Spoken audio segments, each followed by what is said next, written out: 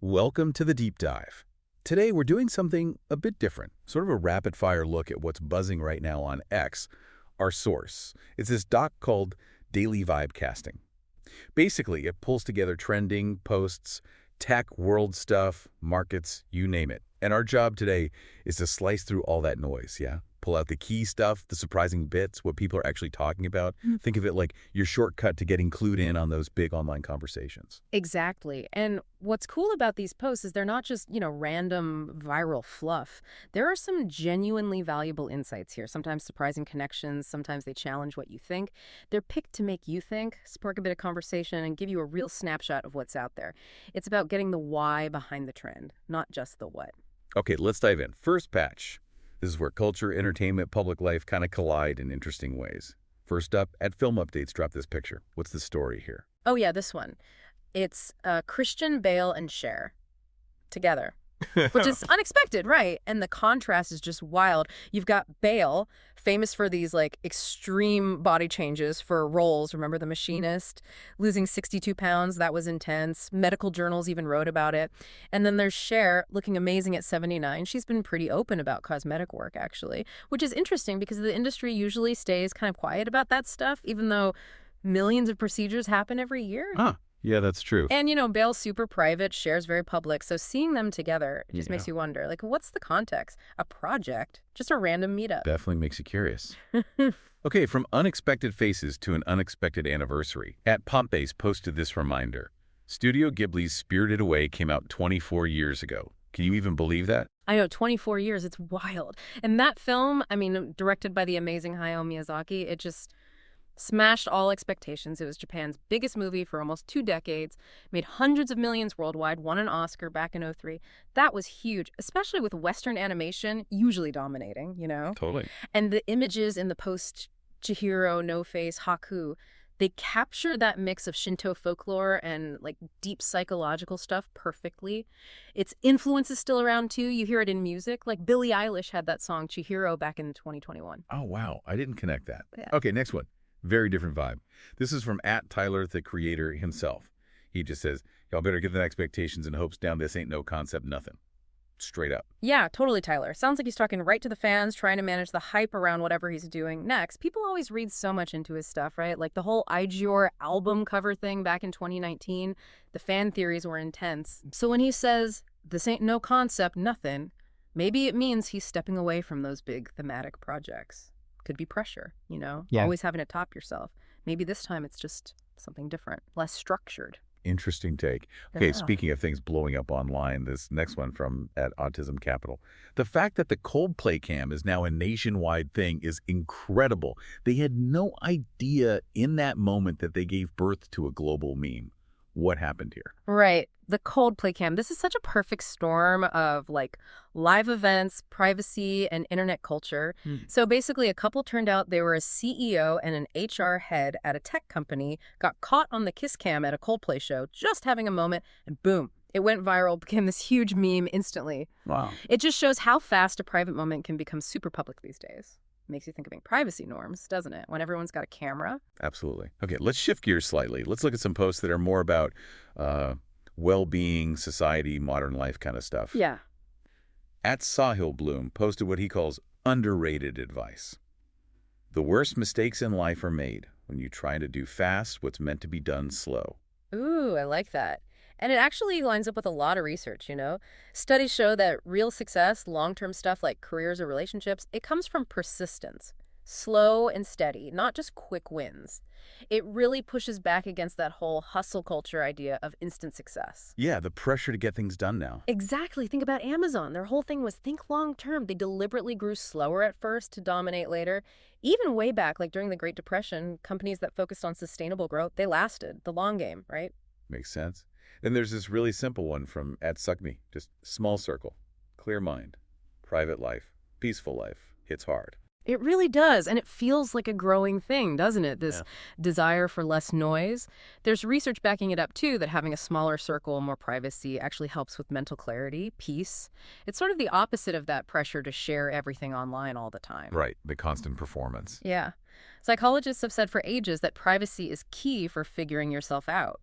And in the digital age, with constant social media overload, maybe that need is even stronger. It's about selective connection, maybe. Deeper, not wider. That's a good way to put it. Okay, now for something maybe a bit different, at Dear Me Too posted a pic. It's guys with fancy cars, like a BMW M, a Porsche, having a picnic. The caption is just, men needs. What are we seeing here? Huh. Yeah, that's an interesting one. It's probably a bit satirical, right? Or maybe aspirational for some. Luxury cars often get tied up with status, identity, male bonding, that sort of thing. Consumer research shows that. But then you look at surveys, most guys say relationships, personal growth, that's what really matters, not just fancy stuff. So it's playing with stereotypes, maybe? Could be. Or just an ironic comment on what society sometimes says guys need versus the reality.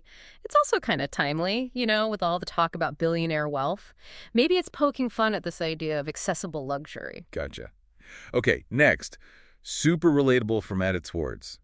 Just a picture of someone sleeping, captioned, accurate. We've all been there. Oh, absolutely. That feeling of just wanting to check out when things get stressful. Universal. It's funny because it's true, right? Yeah. Sleep feels like an escape hatch sometimes. Just hit pause on the world for a bit.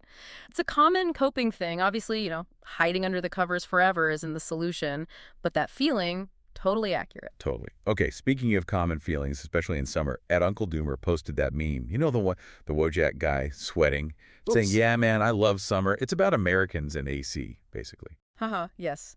The reliance on air conditioning. It's definitely a cultural thing. Statistically, way more homes in the U.S. have AC compared to Europe, for example. And with recent heat waves, especially in the humid parts of the U.S., that reliance is real. The meme just captures that heat intolerance perfectly using that familiar Wojak format. It's funny because it resonates. It really does. And wrapping up this section, at Doug Boneparth nails the Sunday feeling. It's not a Sunday unless you completely waste it and then feel sad around 8 p.m. Oh, man, the Sunday scaries. The classic Sunday scaries or Sunday depression, yeah. So many people feel that. It's that dread creeping in about the week ahead, right? Work, school, whatever.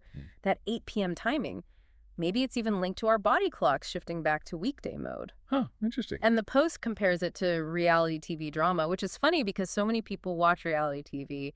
It taps into that shared feeling of weekend melancholy perfectly. Okay, let's shift into some heavier stuff now, some major events and debates trending on X.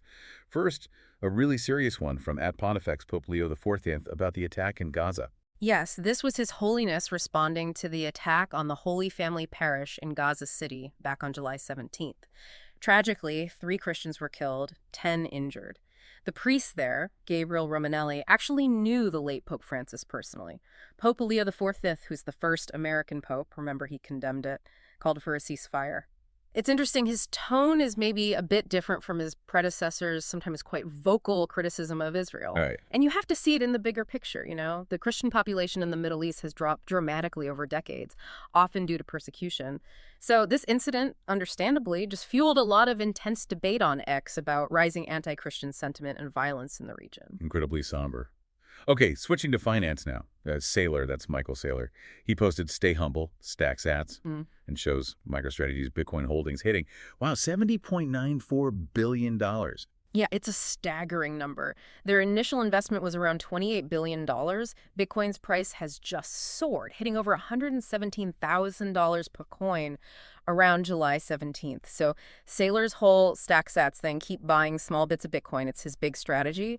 He sees it as a hedge against inflation. And some research actually shows Bitcoin has acted a bit like gold during inflation lately, which surprised some people. Oh.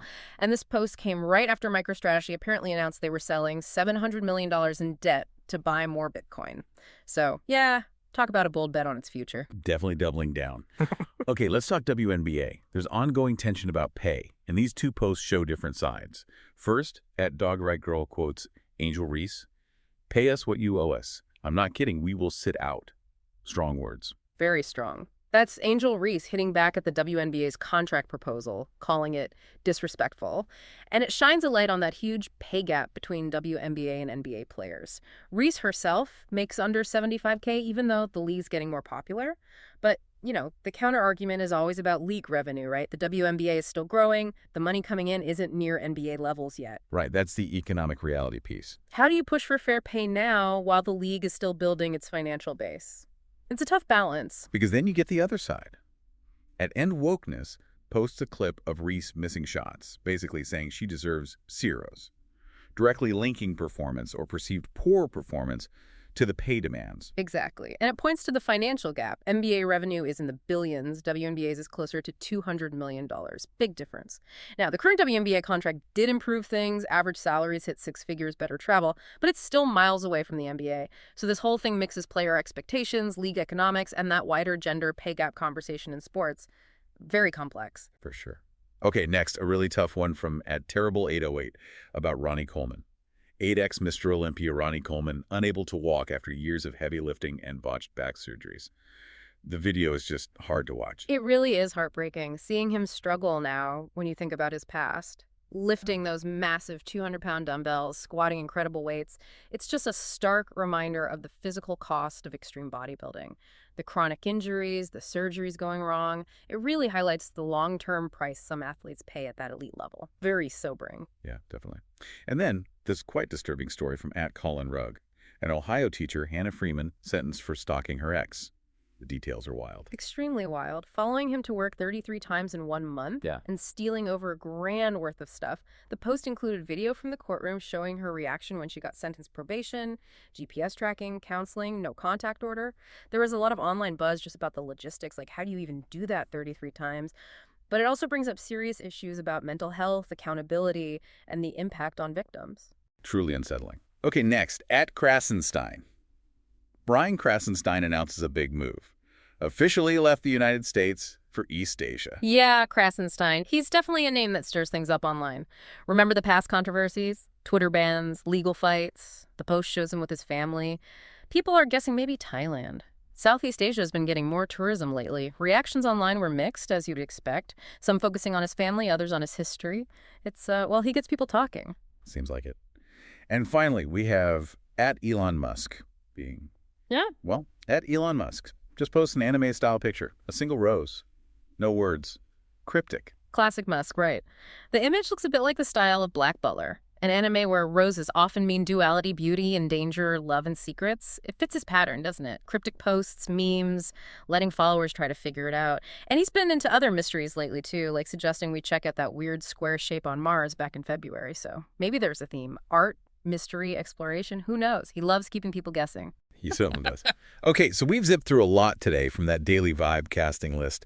Celebrity moments, life advice, global issues, sports drama, finance bets. X really catches it all, doesn't it? A real snapshot. It absolutely does. And it makes you think, right? When we see all these quick hits, these impactful little posts, how do they actually shape how we understand everything that's going on? It really underscores the power of social media, how it reflects things, but also how it influences and maybe sometimes even twists our view of the world. Yeah, definitely food for thought. We hope this quick dive gave you a clearer picture, maybe a bit more nuance, on what's buzzing online today. And maybe something to chew on until next time. With information moving so fast and often so briefly on platforms like X, what's our responsibility? As people consuming it, maybe even creating it, how do we sort out truth from noise, get the context, and actually have meaningful conversations? Something to think about.